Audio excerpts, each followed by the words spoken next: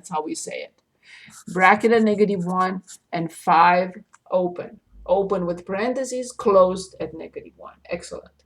Any questions? Do we all see this? Yes or no? Are we okay?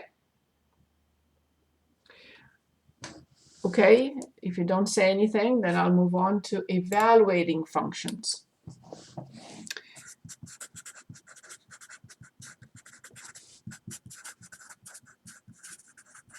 And you can say, what did you do here? What is this? You evaluated. True. But I determined those values from the graph. Now we are given a function. I would like you to choose any function you want to work with.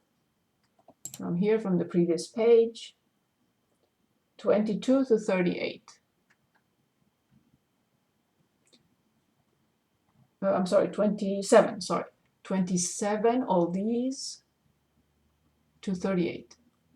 So we have for each function that they're giving us, we're asked to evaluate it for 3 different values. So 27, 33, 35, and 36, 37, 38. Let's choose one. We want to evaluate, and let's see how it goes. If you don't choose, I will. We do 33.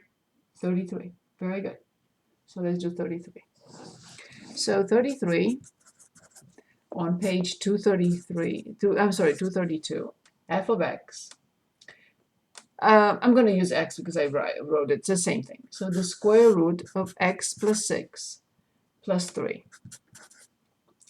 And well, actually, because c is f of x minus 6, I'm going to go back to r. Sorry. So there's no confusion. Okay. So the function is given in an independent variable r, not x. It's okay. Same thing. F of r is the square root of r plus 6 and then plus 3.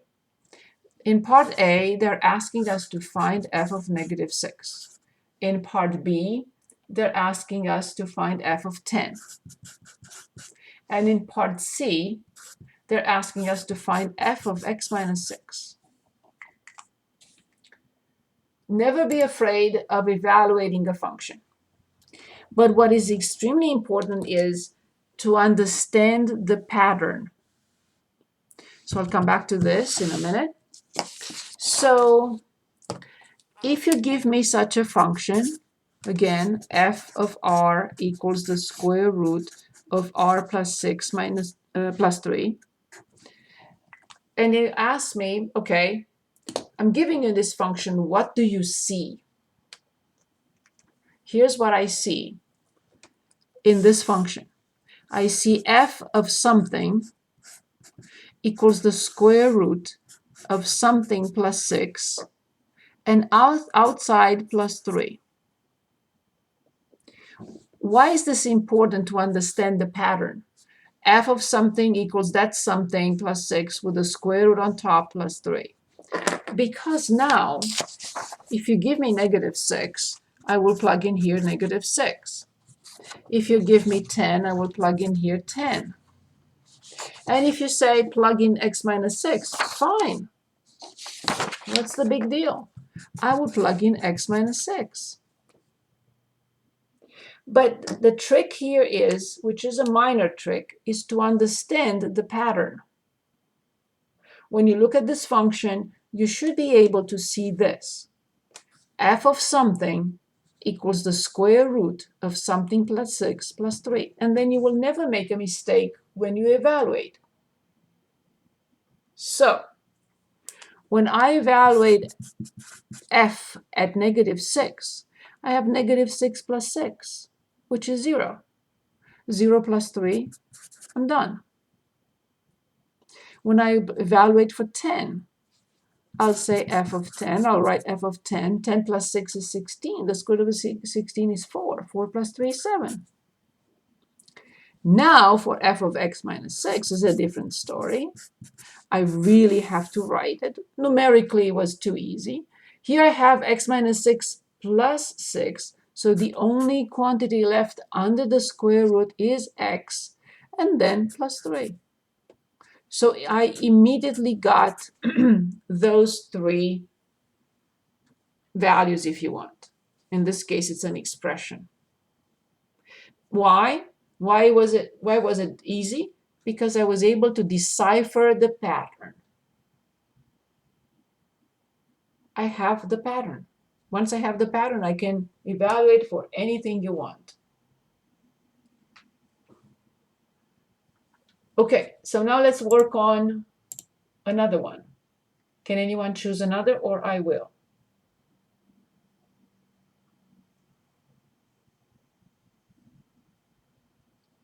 38. We want to work on 38. Excellent. On 38, we have f of x equals the absolute value of x plus 3 divided by x plus 3. They want us to find f of 5. They want us to find f of negative 5. And they want us to find f of negative 9 minus x. Fine.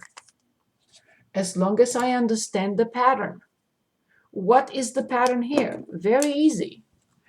F of something equals the absolute value of something plus 3, and the same something plus 3 in the denominator. You cannot simplify. So now if you say 5, then this is 5, and this is 5, and this is 5. If you say negative 5, that's fine. Negative 5, negative 5. If you say f of, yes, I'll plug that in. Because I realized I deciphered the pattern, and this is it. So f of 5. 5 plus 3 is 8. The absolute value of 8 is 8. Divided by 8, 1. Finished. Negative 5 is a different story. Negative 5 plus 3 is negative 2, but the absolute value makes it 2. Negative 5 plus 3 is negative 2. So now the answer is negative 1. This one, I plug in here, plug in here, plug in here. That's all I do all the time when I evaluate. No big deal. So the absolute value of negative 9 minus x plus 3 divided by negative 9 minus x plus 3. I have to combine like terms. There is nothing I can simplify, but I have to combine like terms. So the absolute value of negative x minus 6. Carved in stone, don't touch it. The denominator, negative x minus 6. This is it. Again, the whole trick is to look at this function and say, oh, it's easy. F of something equals the absolute value of something plus 3 over something plus 3.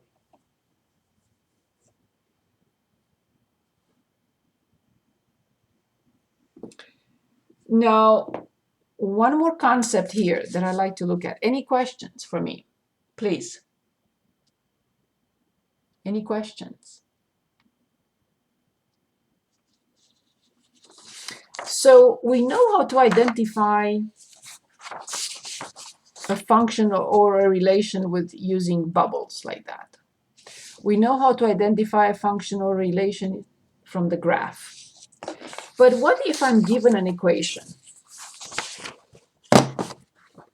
Let's say I am given x squared plus y equals 3. And I'm asked, is y a function of x? I don't know. I need to solve for the equation, of course, for y. How do I solve this equation for y? Can anyone tell us what does y equal to? 0. From here. We have to move x squared to the other side, right?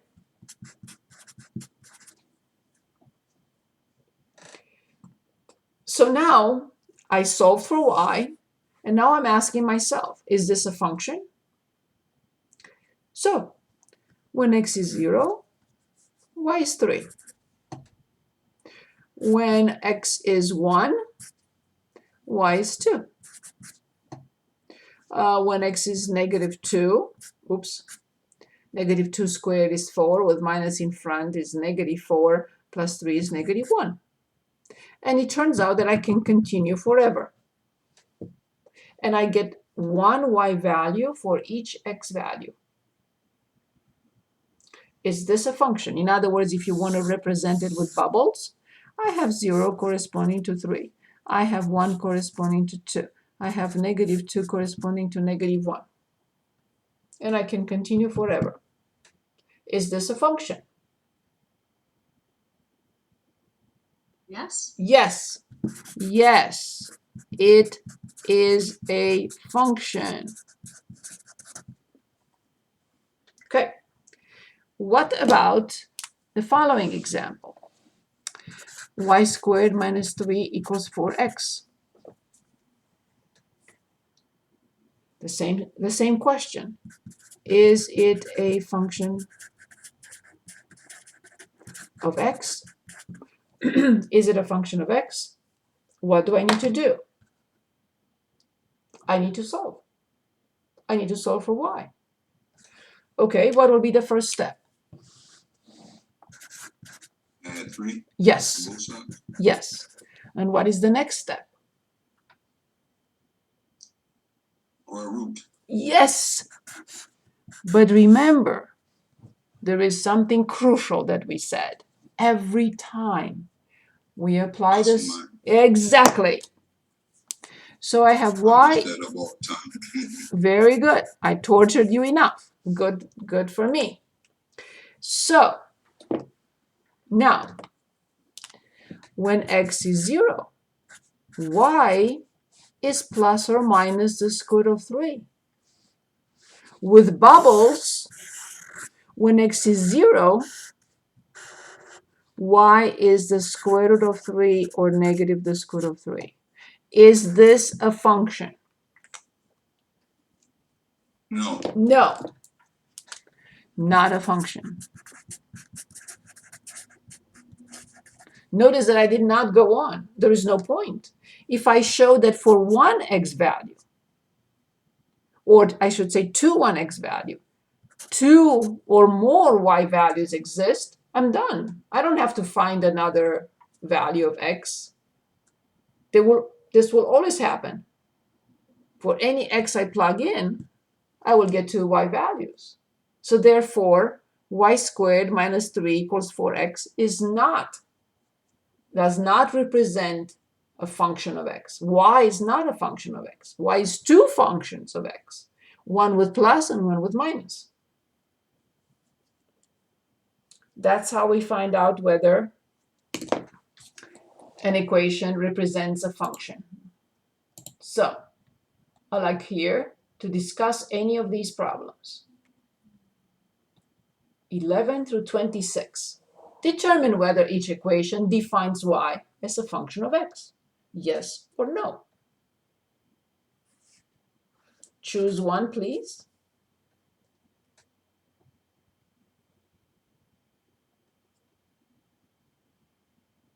$18. We want to choose 18. Yes. Perfect.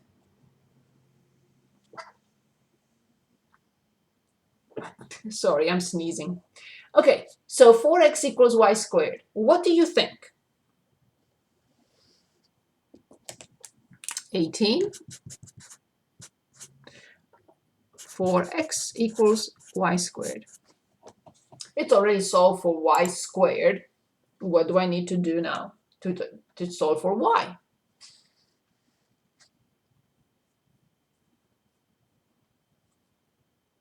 Plus or minus the square root of 4x. Very good. There is no need to write anything. You can just simply say for x equals 1, y equals plus or minus 2.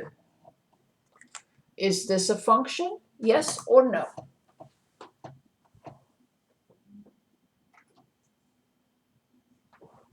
No. Relation, or you're right, not a function. Okay, I want to look at a couple of graphs on the next page.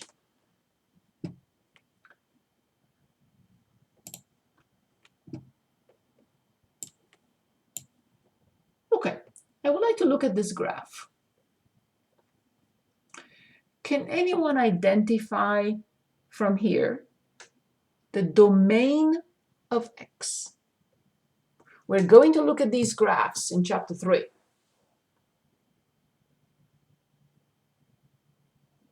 This is a little bit of more of sophisticated type of graph. So can anyone tell us their idea about the domain of such a function? Where do you see this vertical line? Where is this vertical line? In problem 90. On page 230. Yes. Where Would is it be just negative infinity, infinity? So just one second, Bree. Let's establish, because I want to graph it. Let's establish where is this line, the dotted line. Can anyone give us the equation of the dotted line?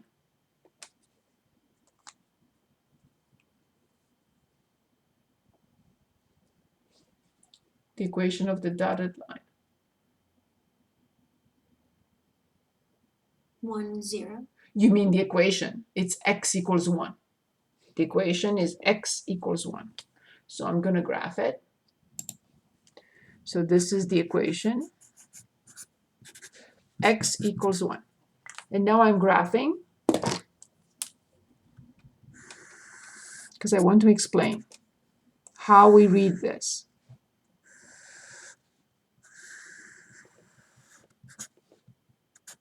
Okay. So in order to determine the domain of this function, I imagine I draw vertical lines. I don't. I just imagine I draw them. From the leftmost point till the rightmost point where the function exists. Does the function exist here? It's an arrow. It continues forever. Yes. Yes. Yes. Yes. Yes. What about at 1? Does the function exist at 1?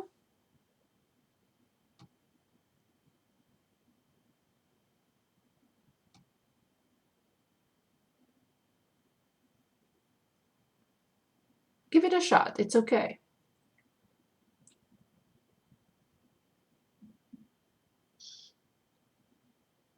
In other words, if I draw a vertical line at 1, does that vertical line cross the graph of the function?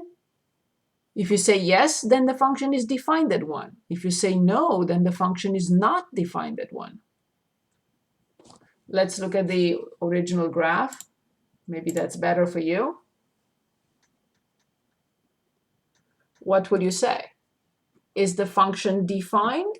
Does it exist at x equals 1 or not? No. No. So this function is not defined at 1. It does not exist at 1, in other words. Okay, I'm past 1. Yes, yes, yes, yes, yes, yes, yes. So then, therefore, what is the domain of this function?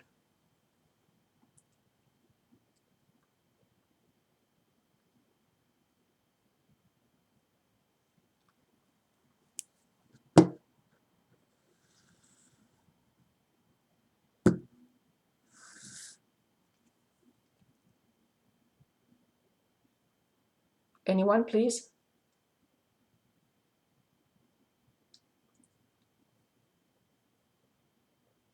From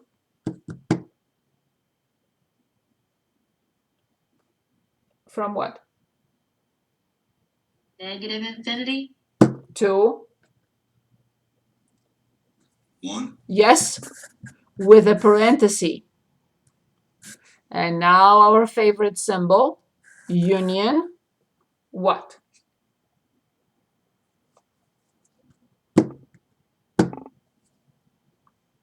Would that be 1 and then positive infinity? Exactly. In other words, in plain English, everything but 1. That's exactly what this signifies. From the same graph, I would like us to determine the range. Remember, the range is red on the y-axis.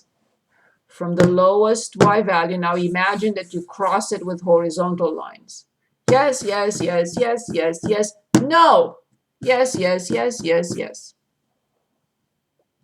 So what is the range of this function?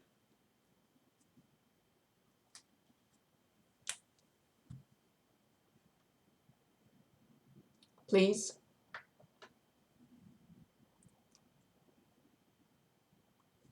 Please have the courage.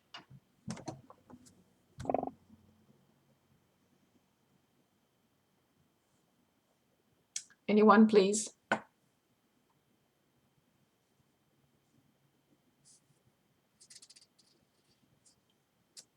From the lowest y value till the largest y value, only where the function exists, where you can cross it with horizontal lines. I'm gonna guess. Please. That it is 1. You're talking about negative infinity on the y-axis, comma. Yep. 1.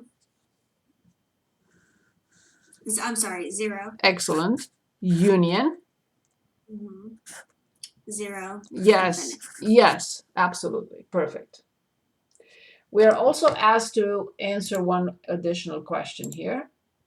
Can anyone quickly give us f of 2 for this function?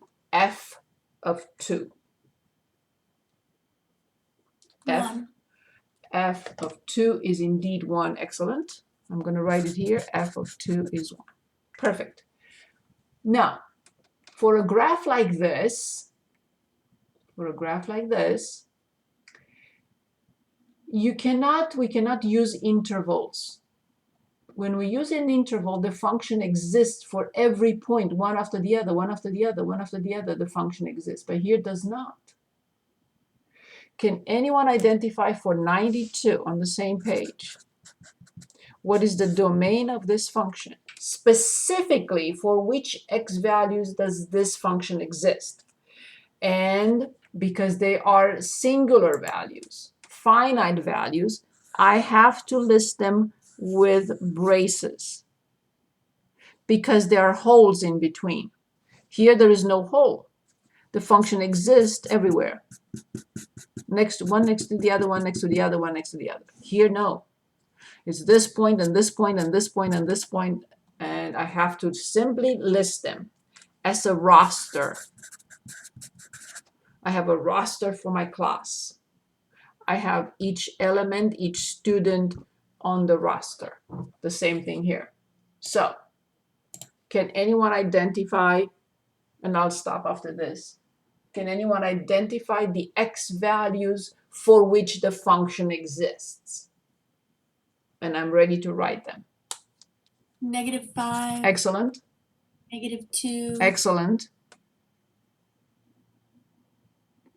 I want to skip over 2. No, it's 0. X is 0 for that point, right? That point is at 0, comma, -2. Okay. 0, then 1. perfect. 4. Finally, and I'll be quiet for 10 minutes, I promise. Can anyone give us the range? Also as a point, because I cannot, this is not an interval. Can anyone give us the range? Now we are reading from the y value. What is the range of this function? It is a function by the vertical line test. So what is the range? 0, -2. You mean just -2. We only read the y values. Exactly. That's it.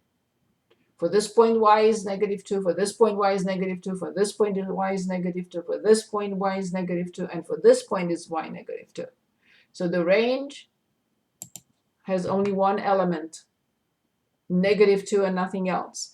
The domain has 5 elements. but the range has only one. I promise to be quiet.